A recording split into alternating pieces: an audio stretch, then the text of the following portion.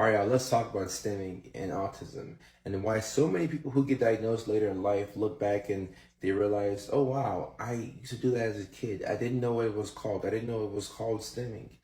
So you have to understand that when you're a kid, a lot of things that you do will be chalked up as, oh, they're 7 years old. That's what kids do.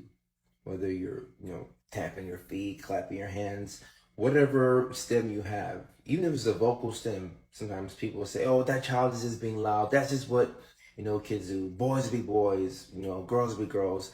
Kids are just loud. And it's not until sometimes you watch videos like this and you go back and you rewind the mental tape and you're like, oh, wow, I did this almost every single day as a kid. How come nobody ever caught it? So education is quite important, and I love videos like this because it helps us connect the dots.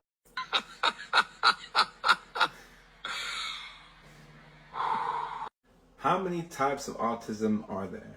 Do we have a type where you're obsessed with trains, and is there another type where you have a strong sense of justice, and is there a whole other type where you get hyperfixated on rocks? So these are all questions that I get commonly. And they're not dumb questions because you have to understand, like I always say, autism is just a different way of communicating with the world. And it's a spectrum, like most mental health conditions. So, on one end of the spectrum, you could be one of those individuals who needs a lot of support. And on the other end, you might be somebody who needs just a little bit of support. So, there's different types of autism. You cannot assume that two autistic people look the same. But it's a condition where you communicate with the world in a different way, and it doesn't mean that anything is wrong with you. It just means that you communicate differently. That's it. Wow, you don't seem autistic to me. That's because I'm really hot. You're not supposed to say that. Oh. I'll get to the point here. Autism does not have a look. And a lot of people think that autism looks a certain way, or if you look a certain way, you can't have autism. And I tell people all the time, there's no visual marker of autism. You can't look at somebody and say, oh, that person's autistic or that person doesn't have it.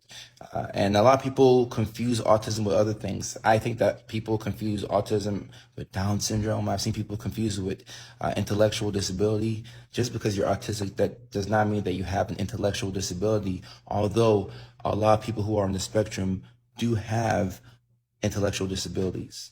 I'm trying not to confuse you all here, but the main point of this video is that there is no look to autism spectrum disorder. It's a condition that affects how you communicate with the world, and we're all beautiful in our own way.